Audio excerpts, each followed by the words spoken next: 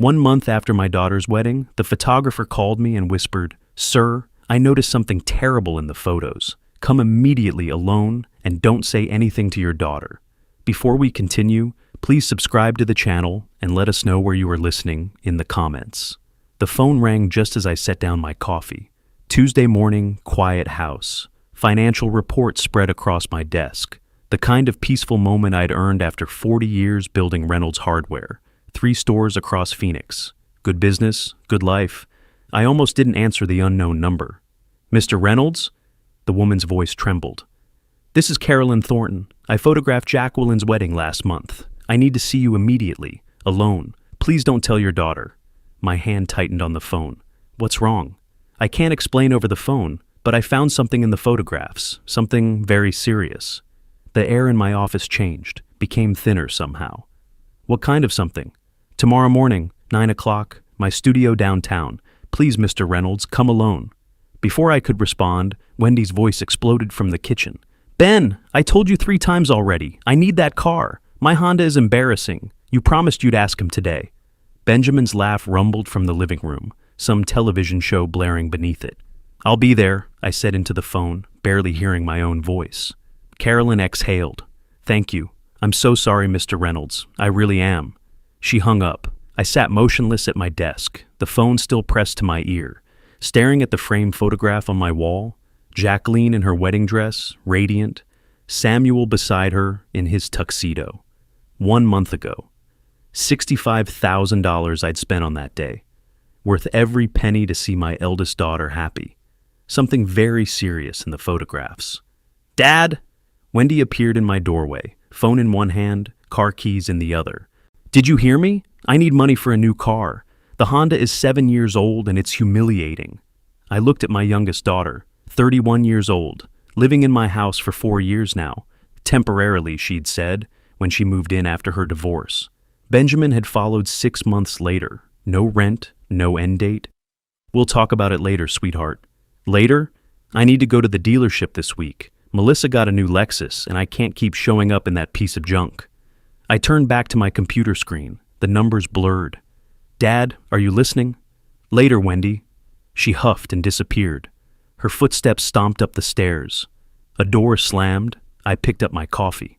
Cold now.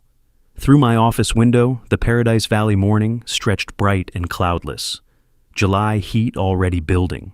Everything looked normal, felt wrong. The day crawled forward. I tried focusing on inventory reports, quarterly projections, payroll schedules. My mind kept circling back to Carolyn's trembling voice. The wedding had been perfect, hadn't it? Jacqueline had glowed. Samuel had been attentive. The ceremony at the Botanical Gardens, reception at that upscale resort. Everything elegant, tasteful, expensive. What could possibly be wrong with the photographs? Around noon, Benjamin wandered into my office without knocking. Never knocked. Just walked in like he owned the place. "Hey, Pops. Wendy says you're being weird about the car thing." I didn't look up from my computer. I said we'd discuss it later. "Yeah, but she's pretty set on it. Maybe just give her the money, keep the peace." He leaned against my doorframe, arms crossed. 38 years old, no job. Living off my daughter's allowance, which meant living off me.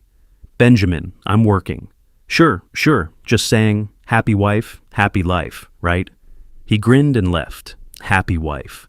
He'd never married Wendy. 4 years together, living in my house, and he couldn't be bothered to make it official. But he had opinions about how I should spend my money. I stood and walked to my window. Below, my pool sparkled unused. The guest house where Wendy and Benjamin stayed sat at the far edge of the property. Separate entrance, full kitchen, 2 bedrooms. I'd had it built thinking visiting grandchildren might use it someday. No grandchildren, just Wendy and Benjamin. The afternoon bled into evening. I heated leftover pasta, ate alone at my kitchen counter, while Benjamin occupied my living room and Wendy video called someone upstairs, her laugh piercing through the ceiling. At 7:30, my doorbell rang. Jacqueline stood on my front step, perfect as always. Tailored blazer, designer jeans, that smile she'd inherited from her mother, my eldest, my successful one. Marketing executive, beautiful home, well, apartment currently, married to Samuel Fisher, investment banker. "Hi, Daddy." She kissed my cheek and walked past me into the house. I was in the neighborhood, thought I'd stop by. Paradise Valley to her place in Scottsdale wasn't the neighborhood, but I didn't mention it. She settled onto my couch, crossed her legs, looked around the living room like she was appraising it. "How are you? You look tired." "Long day. Business things." She picked up a framed photo from my side table, her and Wendy as children, studied it, set it back down, slightly off-center. "Samuel and I have been house hunting. We found the most incredible place in Scottsdale. 4 bedrooms, pool, mountain views, absolutely perfect." I sat in the chair across from her, waited. "The thing is, we need to move fast. Market's competitive right now. We need help with the down payment." She smiled warmly. "40,000, you understand, right? After everything you spent on the wedding, this is just completing the picture, helping us start our life together properly." $40,000, said like she was asking to borrow my truck. Something in my chest tightened. That hollow feeling from earlier expanded. 40,000, I repeated. "Is that a problem?" A slight edge entered her voice, so slight most people wouldn't catch it. "Dad, we need to move fast. The market is competitive. I thought you'd want to help us start our life together properly." I looked at my daughter, really looked at her.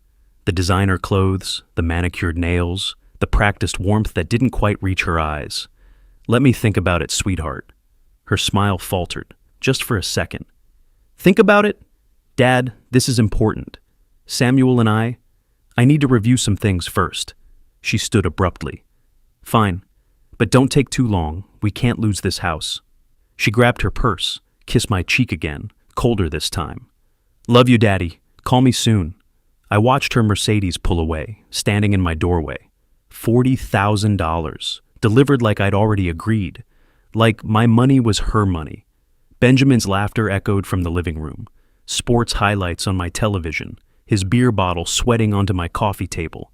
I walked back inside, but something had shifted. The house felt different.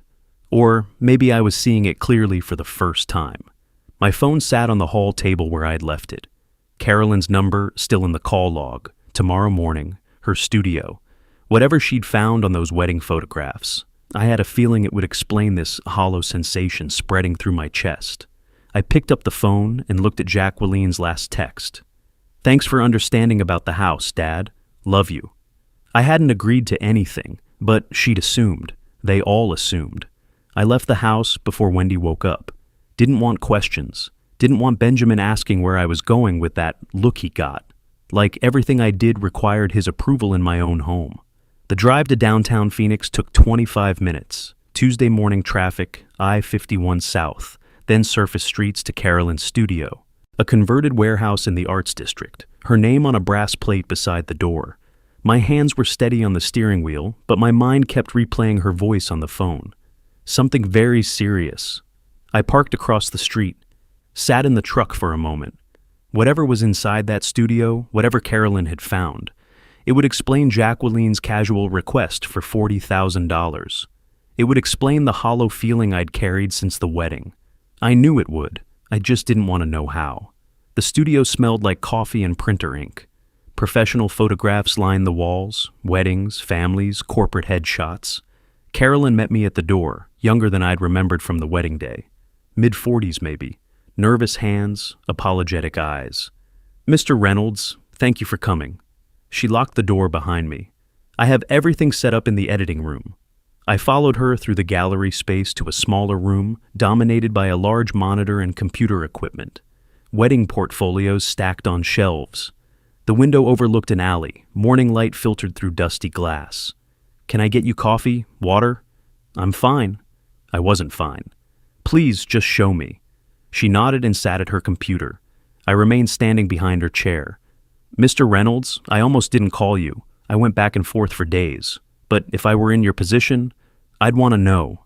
Please understand, I didn't go looking for this." My throat tightened. "Show me."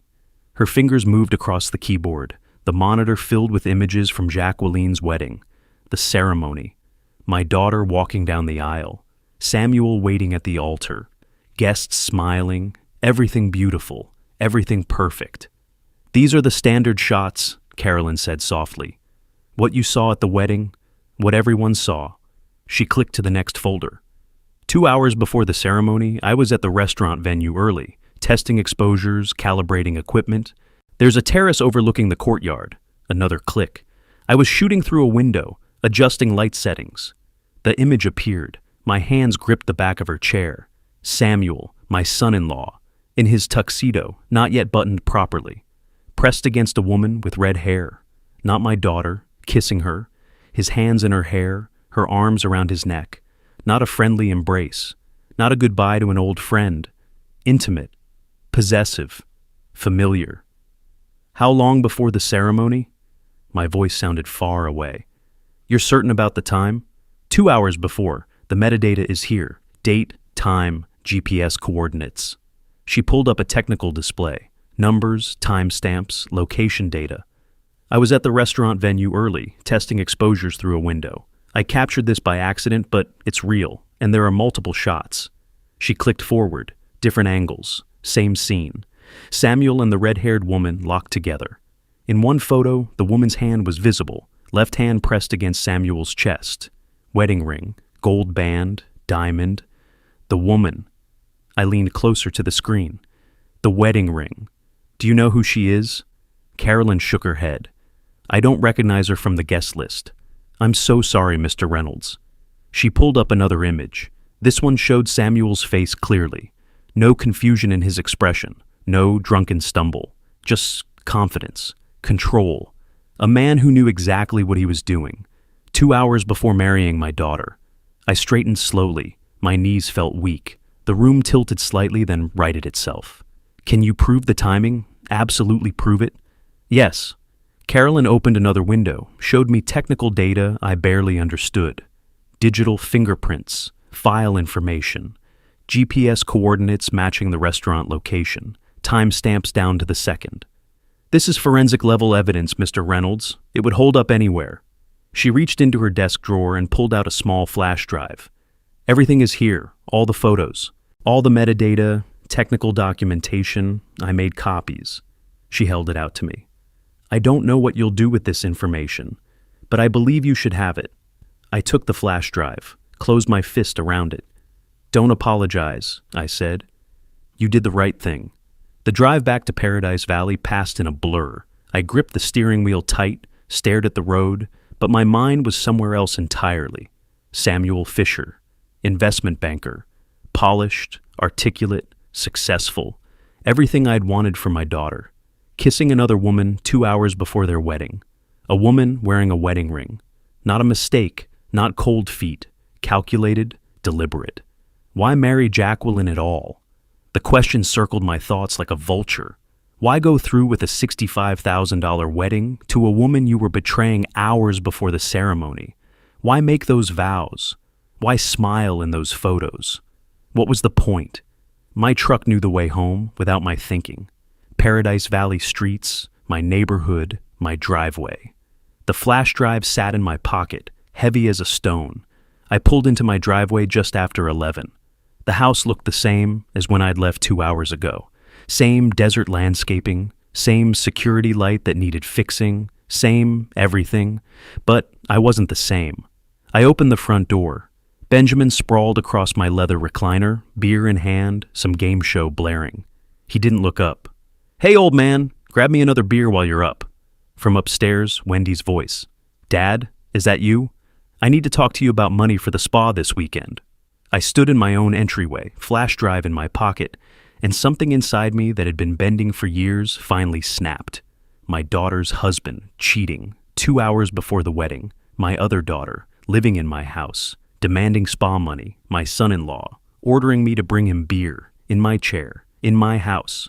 I closed the door behind me with a quiet click. They thought I was the same man who'd left this morning. They were wrong. Sleep was impossible. I sat in my office past midnight, the flash drive from Carolyn on the desk beside my laptop. Every time I closed my eyes, I saw those photographs. Samuel's face, confident, not guilty, not confused, confident. I opened my laptop and pulled up the wedding budget spreadsheet. $65,000 I'd spent. Venue, catering, photographer, flowers, band. Everything Jacqueline wanted. But she'd insisted on one thing specifically, cash gifts. No registry, no toasters or china patterns. Dad, we're starting fresh. We need flexibility. Cash is more practical. I'd thought she was being mature, practical. Now I wondered what I'd actually paid for. I grabbed a legal pad and started writing. Numbers, dates, details that suddenly seemed wrong. The guest list had been 200 people, mostly my business associates, my friends, people who'd known Jacqueline since childhood. Each envelope at the reception. I remembered the gift table overflowing. Jacqueline had hired someone specifically to collect them, count them, catalog them. $45,000 in cash and checks. She'd told me the total the week after the wedding, laughing about their good fortune. Samuel and I are so blessed, Dad. Everyone was so generous. I wrote that number down, circled it. Then I remembered something else. My business partner, Marcus Chen, had handed Samuel a check directly at the reception. Welcome to the family, son. Start your life right. I'd been standing there. $15,000. Marcus was wealthy, generous to people he respected. Samuel had pocketed that check and smiled. Thank you, sir. We won't forget this. $60,000 total from one wedding. For a couple supposedly starting out. Why marry Jacqueline at all? I stared at that question on my legal pad. If Samuel had another woman, a woman wearing a wedding ring, why go through with a $65,000 ceremony? Why smile in those photos? Why take those vows? Unless the vows didn't matter, unless the money did. My stomach turned, the night dragged on. I made coffee around 3 a.m, stood at my kitchen window, watching the dark desert hills. Somewhere in Scottsdale, Jacqueline slept beside the man who'd betrayed her hours before their wedding. Or maybe she knew. Maybe she didn't care. That thought was worse than the first. At 7, I showered and dressed. Business casual, khakis, polo shirt. Left the house before Wendy woke up. Didn't want questions. Didn't want to see Benjamin sprawled on my couch. The bank opened at 9. I drove to the downtown Phoenix branch where I did my business banking. Professional territory. Safe ground. The manager, Patricia Williams, greeted me in her office. We'd worked together for 15 years. Mr. Reynolds, what brings you in this morning? I wanted to verify a check I wrote. Wedding gift for my daughter. $20,000. Want to make sure it cleared properly. Patricia pulled it up on her computer. Let me see. Yes, here it is. Joint account for Samuel and Jacqueline Fisher. Check cleared without issues. Joint account, I said casually. When did they open that? Patricia scrolled. Looks like 2 months ago, May 10th. 2 months before the wedding. Not years, not when they got engaged. 2 months.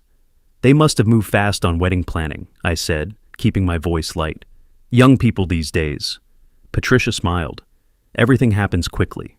I thanked her and left. In my truck, I sat with the engine running, May 10th. They'd opened a joint account specifically to receive wedding money, planned it, coordinated it. This wasn't romance. This was logistics. I drove home through late morning traffic, mind churning. The house looked quiet when I pulled into the garage. Benjamin's car was there. Old Camry he refused to maintain, always asking for money to fix it. I entered through the garage door to the kitchen, planned to go straight to my office. Then I heard Wendy's voice from upstairs. Yeah, Dad looks suspicious lately. Her voice carried down from the second floor landing. Phone conversation, volume too loud, the way she always talked. I don't know, different somehow. But don't worry, sis. Ben and I can stretch this another 6 months easy. By then he'll cave and buy us that condo just to get rid of us. I froze in the hallway. Jacqueline's voice came through the phone speaker. Wendy had it on high volume, laughing. Perfect. I've got 2 more months of playing happy wife. Then I file. Half those gifts are legally mine in Arizona. Samuel already agreed to 60-40 split. Easiest $45,000 I ever made. My hand found the wall, steadied myself. Wendy laughed.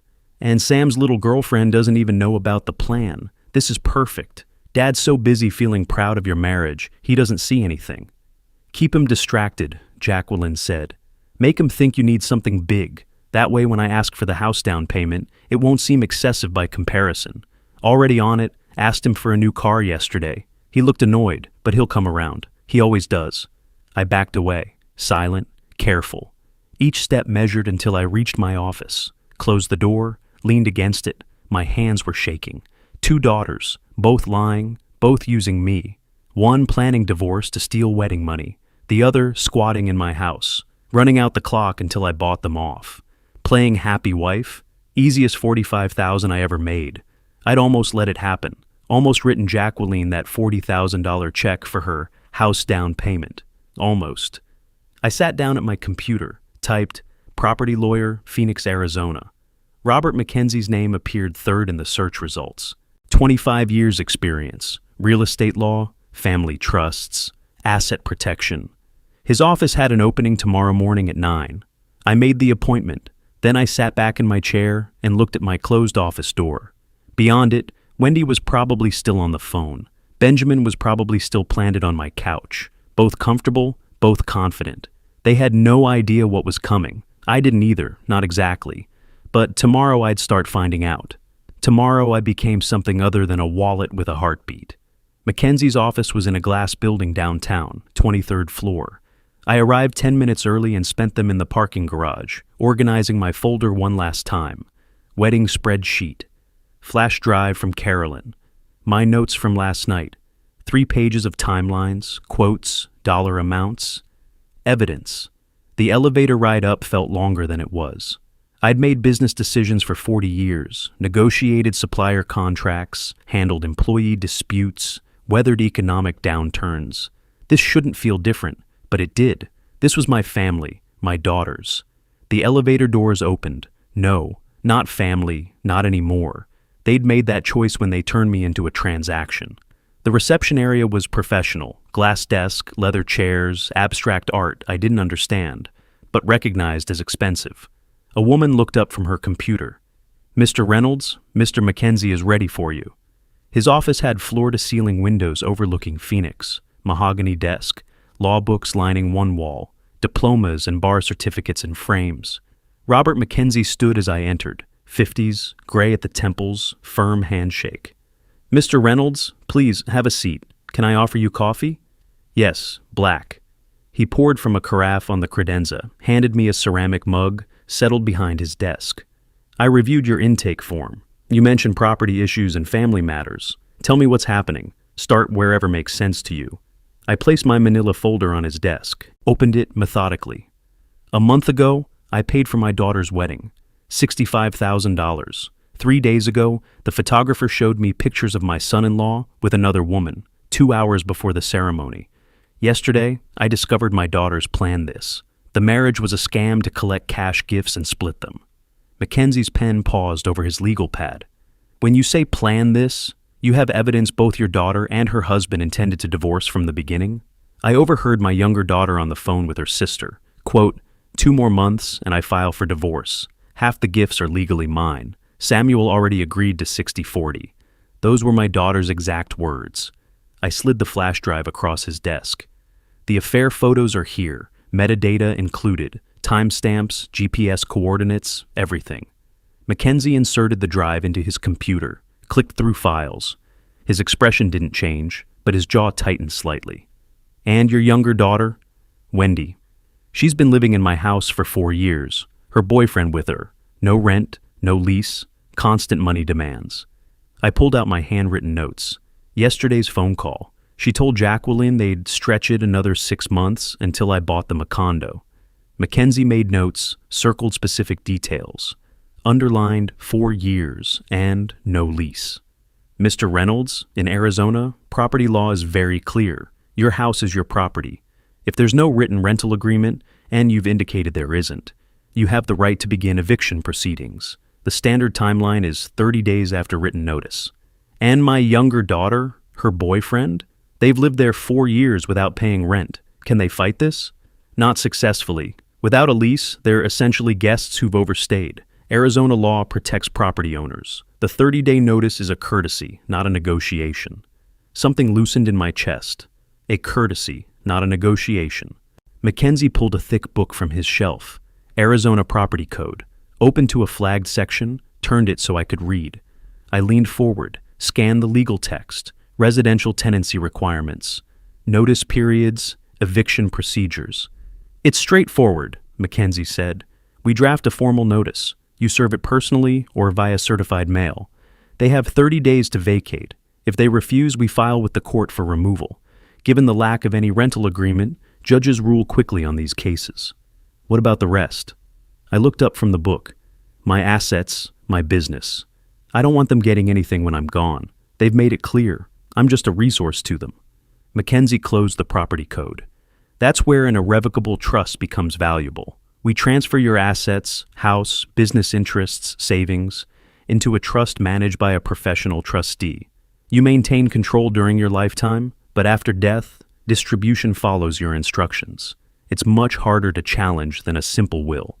Harder to challenge, I repeated. Nearly impossible if structured correctly.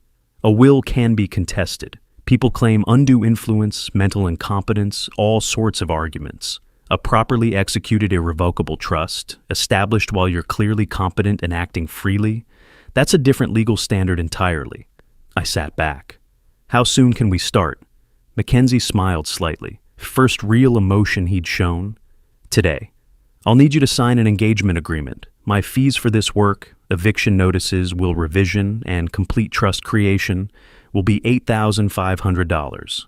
The trust work alone typically runs $6,000, but given the connected nature of your situation, I can offer a package rate, $8,500. I'd spent $65,000 on a fake wedding, another $45,000 collected by my daughter and her accomplice husband. Tens of thousands more over 4 years supporting Wendy and Benjamin. That's acceptable. Mackenzie pulled documents from his drawer. Engagement agreement, fee structure, timeline estimate. We'll have the eviction notices drafted by Friday morning. You'll serve them this weekend. I recommend doing it personally, so there's no question of receipt. After service, the 30-day clock starts. They must vacate by that date or face legal removal. And the trust? 2 to 3 weeks for complete asset transfer. I'll work with your financial institutions directly. We'll need current statements for all accounts, property deeds, business ownership documents. My paralegal will coordinate with you on specifics.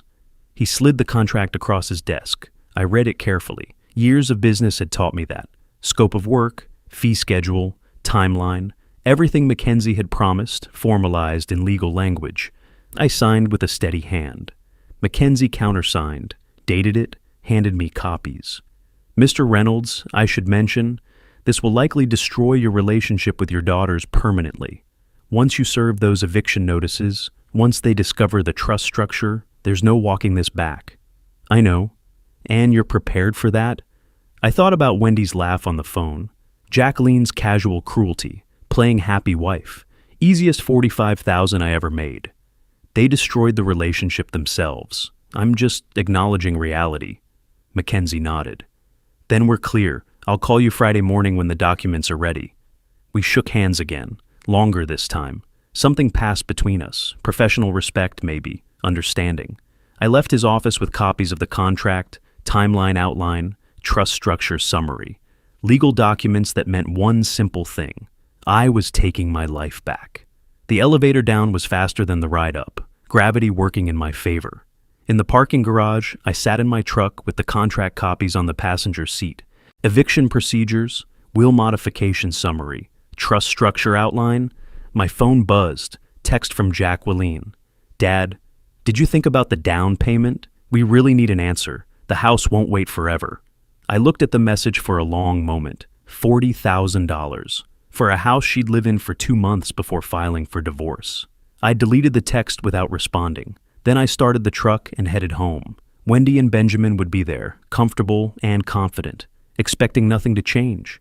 They had 30 days left to enjoy that confidence. I had 30 days to prepare for war.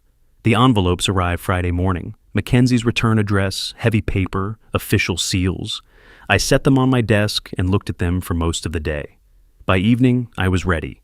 I could hear Wendy and Benjamin in the living room. Benjamin's voice carried, excited, animated. Another scheme, another ask. I picked up the envelopes and walked down the hall. They were on the couch, comfortable. Benjamin gesturing, Wendy nodding, my television, my couch, my living room. And craft breweries are huge right now, Benjamin was saying. Phoenix market is perfect. We'd need about $30,000 to start. Your dad would see returns in a year. Easy. Wendy laughed. He'll do it. He always does. Just frame it as helping family, and he'll write the check. I stepped into the room. They looked up, smiling, expecting nothing. I placed the envelopes on the coffee table between them. "What's this?" Wendy picked up hers, puzzled. "Dad, we're talking about Ben's brewery idea. Official eviction notice. You have 30 days to find other housing." The words landed like stones in still water, ripples of silence spreading outward. Wendy tore open her envelope, read the heading. Her face drained of color. Benjamin grabbed his, scanned it. "Have you lost your mind, old man? This is our home. This is my house. You can't just kick us out like we're strangers." Benjamin stood, stepped toward me, fists clenched, face reddening. "We're family." Wendy's tears started, right on schedule.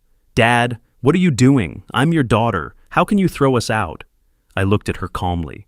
"You haven't paid rent in 4 years. You don't respect me. You see me as a wallet. Time to grow up." "This is insane." Benjamin moved closer, invading my space. Old intimidation tactic. "Everyone will know what kind of father you are, throwing out your own kid. The notice is legal, 30 days. I suggest you start packing." Wendy grabbed my arm.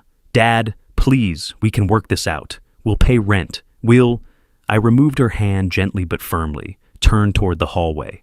"You'll regret this." Benjamin's voice followed me. "You'll regret this."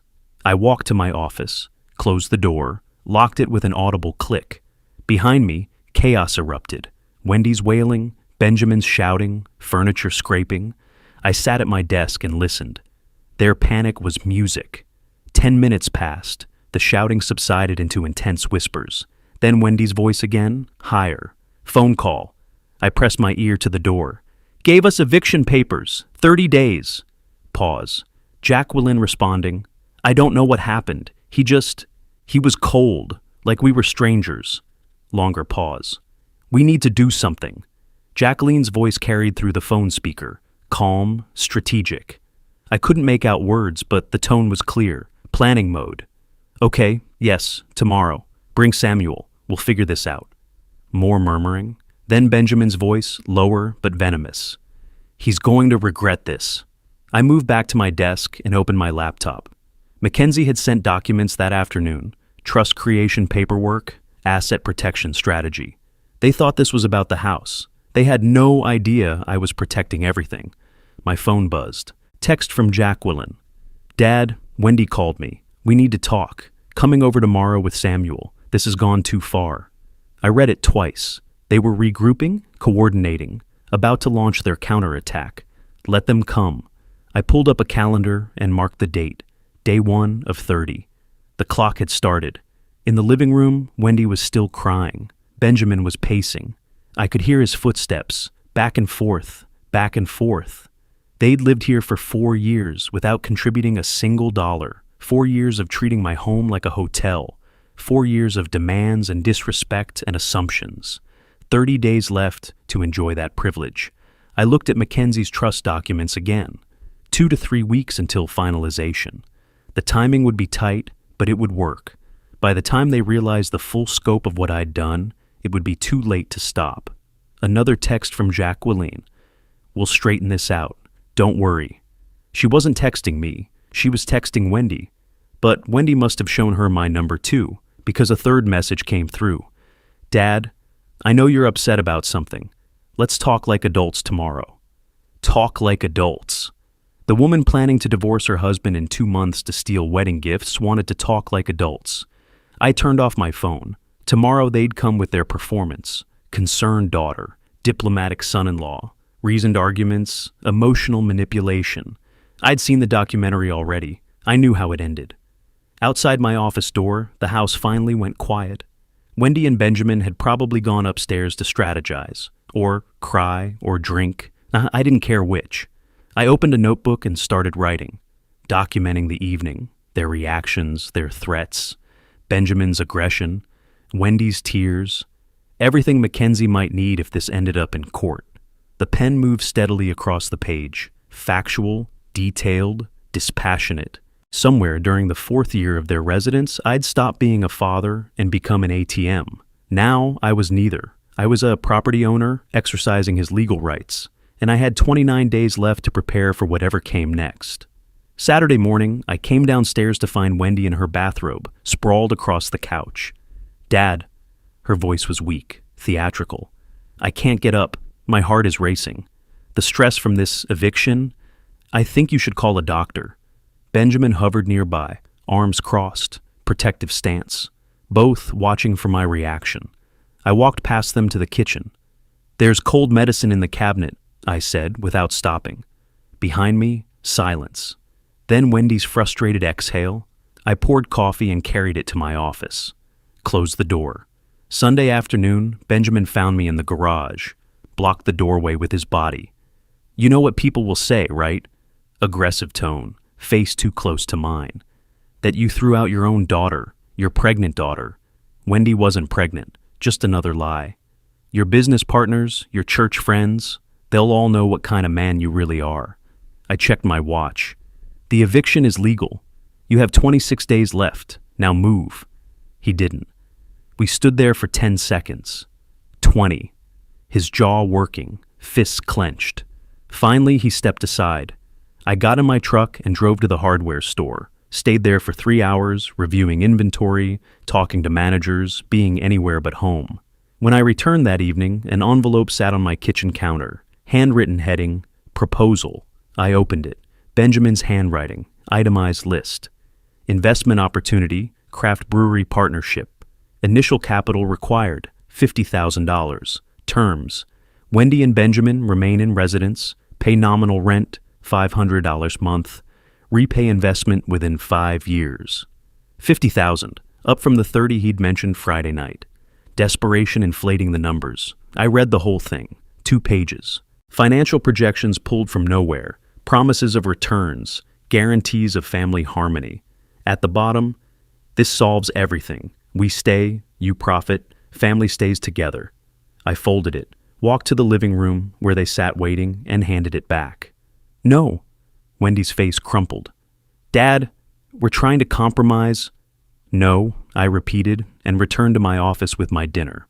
Through the wall, I heard their frustrated whispers, accusations, disbelief, the sound of dishes slamming. Monday and Tuesday passed similarly. Wendy alternated between tears and silence. Benjamin oscillated between threats and bargaining. I maintained my routine: work, home, office, meals alone. Their presence became background noise. Wednesday evening, Jacqueline arrived. She'd called that afternoon. "Dad, we're coming over for dinner, Samuel and I. We need to talk as a family." Not a request, an announcement. They arrived at 6. Jacqueline carried grocery bags. "We're cooking tonight. You work too hard." Samuel smiled, firm handshake. "Horace, hope you don't mind us just showing up." Jacqueline was worried. Families should support each other through difficult times. They took over my kitchen. Jacqueline chopped vegetables. Samuel set the table.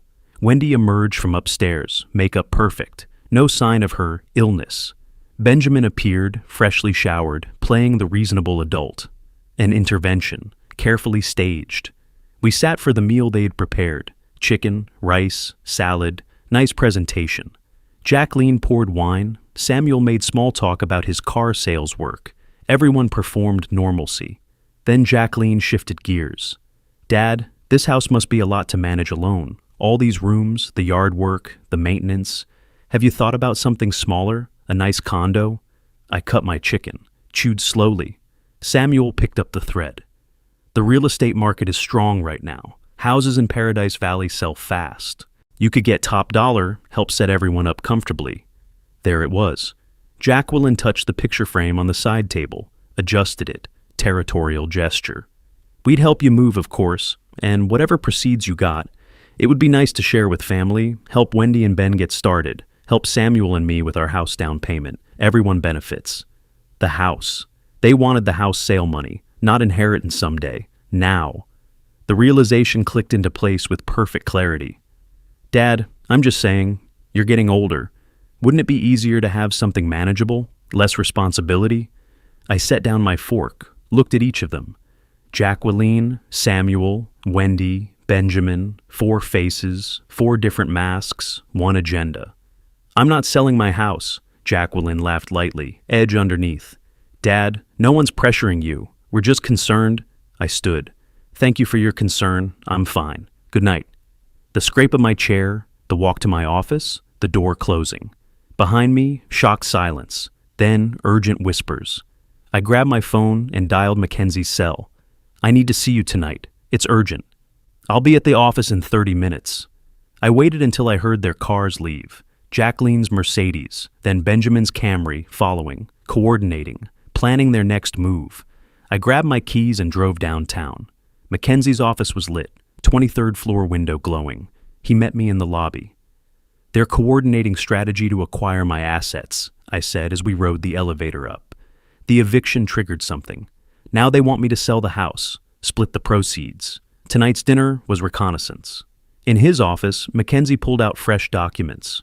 Then we accelerate the trust creation. Everything, house, business, savings, transfers to professional management. You maintain full control during your lifetime.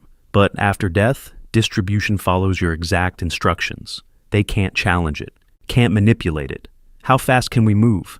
I'll start paperwork tomorrow. We'll also change your bank account beneficiaries immediately. Remove your daughters entirely. $5,000 for the trust creation, but it's worth every penny. Do it. He pulled up forms on his computer. Beneficiary change authorizations. Trust structure outlines. I signed everything. Electronic signatures. Witnessed. Legal. 40 minutes later, I left with copies of everything. The drive home felt different. Lighter somehow. I arrived near midnight. The house was dark except for the living room lamp. Inside, Wendy and Benjamin had gone to bed. Empty wine glasses on my coffee table. They'd probably spent the evening plotting with Jacqueline on speakerphone. Let them plot. I had copies of the trust paperwork in my briefcase. Mackenzie would start asset transfers tomorrow. Within 3 weeks, everything I'd built would be protected. My phone showed 3 missed calls. Jacqueline, no messages. She knew something had shifted tonight. Maybe sensed that dinner conversation revealed too much.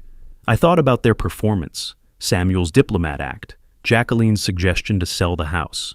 Everyone benefits, everyone except me. They'd miscalculated, thought I was a weak old man they could manipulate into surrendering my life's work. I was done being weak. 26 days until Wendy and Benjamin left, 3 weeks until the trust was finalized. They had that long to enjoy feeling like they still had leverage. I had that long to make sure they'd never manipulate me again. 2 weeks had passed since I'd served the eviction notice. 15 days remained. I set the dining room table myself that evening. 5 place settings. The good china I hadn't used since my daughters were children. Cloth napkins, water glasses. At my seat, I placed a manila folder face down. The folder contained 8 printed photographs. Samuel and a red-haired woman, time-stamped, geo-tagged. 2 hours before his wedding to my daughter. I'd invited everyone. Both daughters, both sons-in-law. A family dinner, I'd said. They arrived separately, Jacqueline and Samuel first, 15 minutes early. I heard them in the living room, whispered conversation with Wendy and Benjamin, coordinating, planning their approach.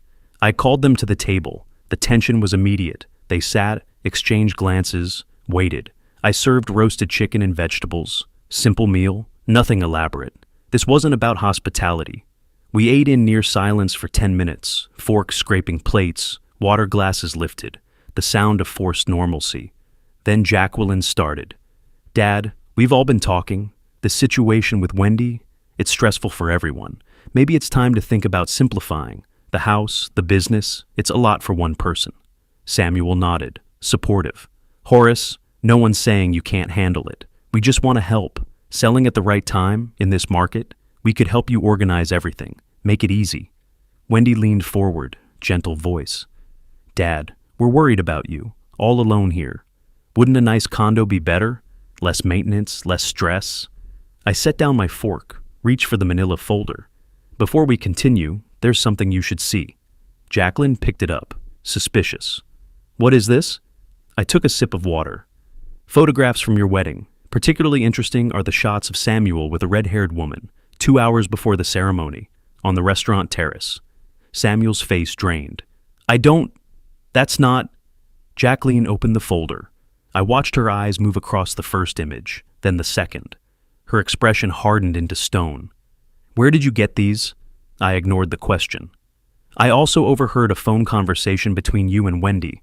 Let me quote, 2 more months, and I file for divorce. Half the gifts are legally mine. Samuel already agreed to 60-40 split. Those were your exact words, Jacqueline.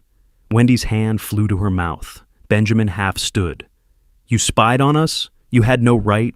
I raised one hand, palm out. Stop. Benjamin sat. I've created an irrevocable trust. My house, my business, my savings, everything is now protected. After my death, you'll receive the minimum required by Arizona law, not a cent more. Jacqueline's voice rose. You can't do this? We're your family. I stood, pushed my chair back slowly, folded my napkin beside my plate. Wendy and Benjamin have 15 days to find new housing. This conversation is over. Dad! Jacqueline stood too. You're destroying this family. Over what? Some misunderstanding? I paused at the dining room doorway, didn't turn around. I'm not destroying anything. I'm protecting what I built from people who saw me as a resource, not a father. I walked down the hall to my office, closed the door, locked it.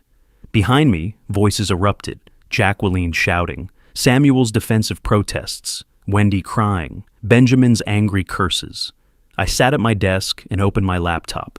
Email from Mackenzie, sent an hour ago. Trust documents ready for final signature. Can you come in tomorrow morning? I typed back, 9 a.m. From the dining room, the argument continued, Jacqueline demanding I come out, Benjamin threatening to break down the door, empty threat. Wendy's sobs carrying down the hallway. They could argue all night. It wouldn't change anything. The photos were on the table. The truth was spoken. The trust was nearly complete. 15 days until Wendy and Benjamin left my house. However long it took for Jacqueline and Samuel's fraudulent marriage to collapse on its own. I'd spent 2 weeks watching them manipulate, scheme, coordinate. Watching them treat my home like their playground and my wallet like their property.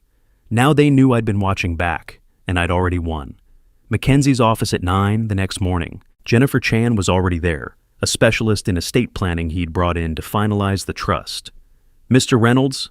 She shook my hand. 50, professional, efficient.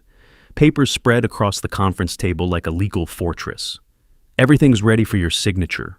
I sat down and started signing, page after page. Initials here, full signature there, transfer of primary residence, business interests, bank accounts, investment portfolios, all moving into the irrevocable trust structure. This transfers your house to trust management, Jennifer explained. Upon your death, distribution follows these instructions. Minimum legal requirement to immediate family, remainder to the charities you selected. And my daughters can't challenge this? They can try. Her voice was certain. But irrevocable trusts are extremely difficult to overturn. This is as protected as assets can be. I signed the final page. Done. 40 years of work. Protected. I drove home feeling lighter than I had in months. The next 13 days became a masterclass in psychological warfare. Day 2, I found my coffee maker shattered on the kitchen floor.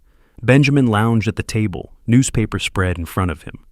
Oh, that, he shrugged, slipped out of my hands this morning. Accidents happen. I swept up the glass without comment. 11 days, I said, tossing the pieces in the trash. Day 4, I heard Wendy talking to Mrs. Patterson over the back fence, our neighbor. I watched from the window. Wendy dabbed her eyes with tissue, dramatic gestures. He's throwing us out with nowhere to go. I don't know what's gotten into him. Mrs. Patterson looked uncomfortable. I'm sure you and your father will work things out, dear. I don't know. He's changed. It's like he's not the same person. I turned away from the window. Let her perform for the neighbors. It changed nothing. Day 7, Jacqueline arrived with a woman carrying a clipboard. Dad, this is Dr. Morrison. She's a psychologist. We thought it might help to talk. I remained standing, arms crossed. I didn't agree to any conversation. The woman smiled professionally. Mr. Reynolds, your daughter is concerned about recent behavioral changes. Sudden decisions, cutting off family. These can sometimes indicate underlying issues that... Stop. I looked at Jacqueline. Out, both of you, now. Dad, she's trying to help. If you just listen, this is my house. You're leaving. They left. Day 10, I came home from the store to find my office door slightly ajar. I always closed it completely. On my desk, the trust documents sat exactly where I'd left them. Almost exactly. The corner was bent differently. Someone had looked through them. That evening, Wendy was quieter than usual. Benjamin kept glancing at her. They knew now. Really knew. The trust was real. The money was gone. Day 12, Wendy knocked on my office door. Afternoon. Benjamin wasn't with her. Dad, can we talk? Just us? I gestured to the chair. She sat, tissue already in hand, eyes red. I've been thinking about everything. You were right. About Ben, about how we've been living. He's not a good influence on me. I see that now. I waited. I've made terrible mistakes. I'm asking, begging for your forgiveness. Another chance. I could change. I could be the daughter you deserve. The performance was flawless. Trembling voice, vulnerable posture, leaning forward. Every manipulation technique in her arsenal. I let the silence stretch. Watched her. Really watched her. If you truly realized your mistakes, Wendy, you wouldn't have come here asking for forgiveness as a transaction. You'd have come without expecting anything in return. But you're asking for the house, for money, for me to change my mind about the trust. No, you want me to believe Benjamin corrupted you, that you're a victim. But I heard you on the phone with Jacqueline planning this. You were laughing, both of you, about manipulating me. Her face changed. Tears stopped. Voice went hard. Fine, fine. You want to be alone? Be alone. But don't expect us to care what happens to you. I didn't stand, didn't react. 8 days, Wendy. Start packing. She turned and walked out. The door slammed hard enough to rattle the frame. Through the ceiling, I heard her stomping upstairs. Benjamin's voice, questioning. Then Wendy's angry response, words muffled but tone clear. She was telling him it hadn't worked, that I wouldn't cave, that they needed to actually find an apartment. Reality finally breaking through. I pulled up my calendar. 8 days until the eviction deadline. Mackenzie had already arranged for the sheriff if they refused to leave voluntarily. My phone showed a text from Jacqueline. I hope you're happy. You've destroyed this family. I deleted it without responding. The trust documents sat in my desk drawer, signed, notarized, filed. Every asset I'd spent 40 years building, protected. The house was mine. The business was secure. My will reflected my choices, not their expectations. 8 more days of their presence, 8 more days of psychological warfare I no longer felt. Then silence, space, peace. For the first time in 4 years, I'd have my house back. For the first time in months, I'd have my life back. The 30th day. I pulled into my driveway at 10 that morning. The sheriff's vehicle arrived 30 seconds behind me. Mackenzie's car followed. We'd coordinated this. Official, legal, no room for argument. Deputy Martinez stepped out. Mid-40s, experienced, professional. We'd spoken on the phone twice. He knew the situation. Mr. Reynolds, he shook my hand. Let's get this done. Mackenzie joined us, briefcase in hand. Everything's in order. The eviction notice was properly served. The 30 days have elapsed. They're officially trespassing now. We walked to my front door together, my house, my property, but I knocked anyway. 3 firm knocks. Silence. Then Benjamin's voice muffled, "Go away! You can't do this!" Martinez stepped forward, hand resting on his duty belt. "Sir, this is Deputy Martinez with the Maricopa County Sheriff's Office. I'm here to enforce a legal eviction order. Open the door now, or I'll be forced to open it myself. That becomes criminal trespass. Your choice." A long pause, whispered argument inside. Then the door cracked open. Wendy's face appeared, red eyes, defiant expression trying to mask panic. Martinez pushed the door wider, entered professionally. Mackenzie and I followed. The living room looked like a war zone, clothes scattered everywhere, pizza boxes stacked on my coffee table, beer cans, chaos, but no packed boxes, nothing ready. "You folks weren't planning on leaving, were you?" Martinez surveyed the room, making notes. "All right, you have 2 hours to collect personal belongings. That means clothes, personal items, no furniture, no fixtures. The clock starts now." 2 hours?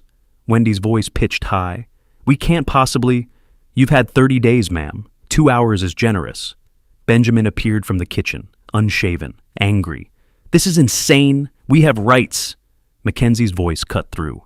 "You have 0 rights to this property. No lease, no rental agreement, no ownership. This is the final day. Benjamin looked at me. You're really doing this. Your own daughter. I didn't respond. Didn't need to. Martinez checked his phone. 2 hours, starting now. What followed was chaos in slow motion. Wendy frantically stuffing clothes into garbage bags, crying intermittently. Benjamin throwing things into a duffel bag with aggressive movements, muttering curses under his breath. After everything we did for him, Benjamin said loudly enough for me to hear, living in this huge place alone like a miser. Martinez's voice sharpened. Sir, this is Mr. Reynolds' property. I suggest you focus on packing and keep comments to yourself. I stood in the doorway, watched, didn't help, didn't speak, just witnessed them dismantling their unauthorized residency piece by piece.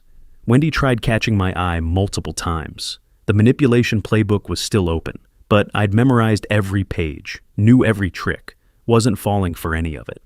2 hours later, they carried the last bags to their car, an older sedan, dented, struggling financially already. At the car, Wendy turned, last attempt. You'll regret this. When you're alone and need help, don't come crying to us. I met her eyes, calm, certain. I won't. They drove away, Wendy's car disappearing down the street, taking their presence, their demands, their manipulation with them. I stood in my doorway, my house, truly mine for the first time in 4 years. Martinez handed me paperwork. They're officially out. If they return without permission, call immediately. That's criminal trespass. Thank you, Deputy. Mackenzie shook my hand. Well done, Horace. Most people cave before this point. You held the line.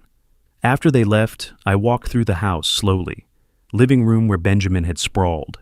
Kitchen where Wendy had demanded money. Upstairs where they had occupied the guest room like permanent royalty. Empty now. All of it. Mine. That evening, my phone rang. Jacqueline. I considered not answering, but curiosity won. Yes? I hope you're satisfied. Her voice was ice. You destroyed this family, everything we had. Was it worth it? I looked at the family photo on the shelf. Old picture, different time, different people.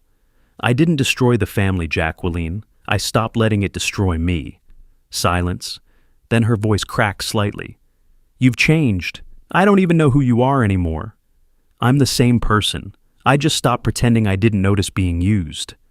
We'll see how long you last alone. You'll need us eventually. She hung up. I set the phone down. 3 days later, it buzzed with a text from an unknown number. Samuel. I read it standing in my kitchen. Horace, I saw the photos. I know you know.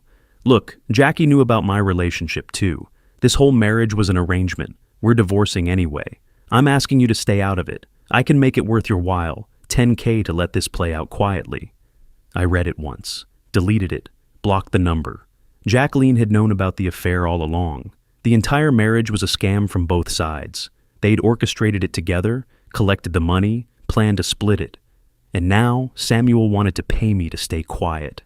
$10,000 to let their fraudulent divorce proceed smoothly. I looked around my living room, the furniture I'd chosen, the silence I'd earned, the space I'd reclaimed. 4 years ago, I'd opened my door to Wendy and Benjamin temporarily. Let them take over my home, my peace, my life. I'd paid for a wedding that was a business transaction, written checks that funded schemes, believed I was helping family when I was funding my own exploitation. Now the house was empty except for me. Wendy and Benjamin were gone. Jacqueline had cut contact. Samuel was sending desperate bribes I wouldn't dignify with responses. I walked to the window. The sun was setting over Paradise Valley, painting the desert gold. My house, my life, my choices. They thought they'd won when they moved in, when they manipulated, when they schemed. They'd been wrong. I had. Late August. I sat on my terrace with morning coffee, watching the sun climb over Paradise Valley. The air was already warm, but up here on the hillside, a breeze made it bearable. Quiet, completely quiet except for birds and the distant hum of the city below. 3 weeks since the eviction, 3 weeks of living alone in my house. My actual house, not a building I shared with resentful tenants who called me Dad. The coffee maker worked. Benjamin had smashed my old one in a fit of passive-aggressive rage. I'd replaced it the day after they left. Small thing, but it mattered. Everything worked now. The The television remote stayed where I put it. My chair in the living room held only me. The refrigerator contained food I'd bought, eaten at my own pace, without someone demanding I pay for their groceries. Simple things. Revolutionary things. Wendy had called twice this week. I'd let both go to voicemail, deleted the messages without listening. She and Benjamin had found a cheap apartment on the outskirts. Benjamin was working some regular job. They were figuring it out. Without my money, without my house. Good. Jacqueline had called once too, 2 weeks ago, asking for money. I need help with a down payment after the divorce. Just $20,000. You're my father. I'd said one word, no, then hung up. No explanation, no guilt. Just boundary. She and Samuel had divorced as planned. The court had sorted through their wedding gift situation. Both lost money to lawyers. Ironic justice. They'd schemed to collect cash, ended up spending it on legal fees to divide what remained. The postman arrived mid-morning. I retrieved the mail, carried it back to the terrace. An envelope from Mackenzie's firm. Heavy paper. I opened it with my letter opener. Final trust documents, all filed, all secured. Mr. Reynolds, the letter began. All trust documents have been finalized and filed with the state. Your business interests have been transferred to trust management. Estate distribution instructions are secured. You maintain full control during your lifetime, with ironclad protection thereafter. I read it twice, then set it aside. Complete. Legal fortress built. Estate protected. Life reclaimed. My phone sat on the table beside the guitar learning book I'd been working through. Wednesday I had my third lesson. I'd always wanted to play. 40 years of meaning to, someday when there was time.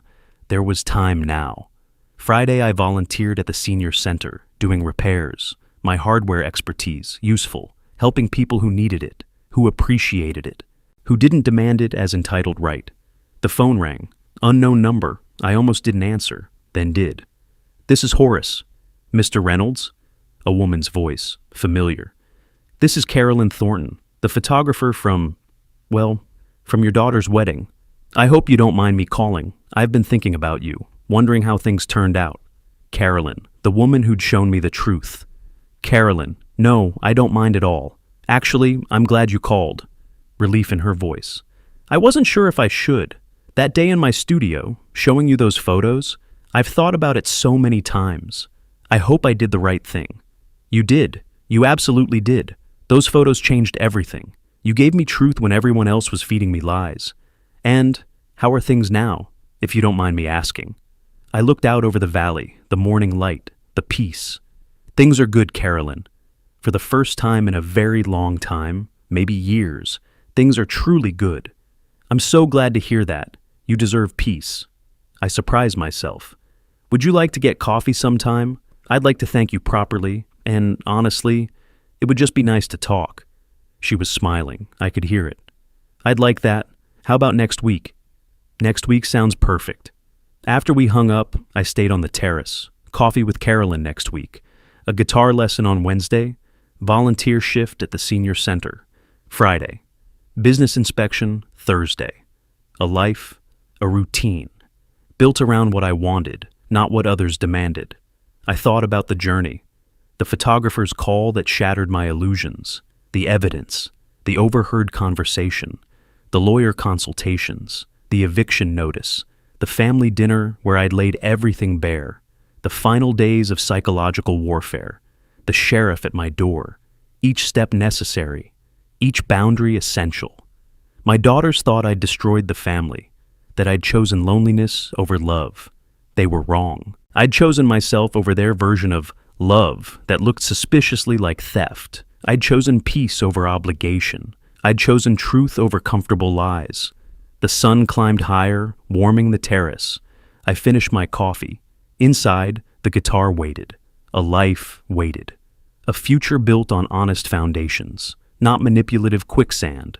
Wendy would call again. I'd let it go to voicemail again. Benjamin might text. I'd delete it. Jacqueline might demand. I'd decline. They were learning to solve their own problems. I was learning to let them. The trust document sat on my desk inside, every asset protected, every decision mine. I stood and walked to the terrace railing, Looked out over Paradise Valley, my home, my view, my peace. Alone, yes, but free.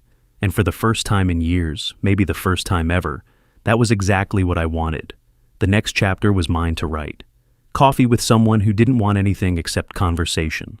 Guitar music made for my own enjoyment. Repairs done because I chose to help, not because someone demanded it.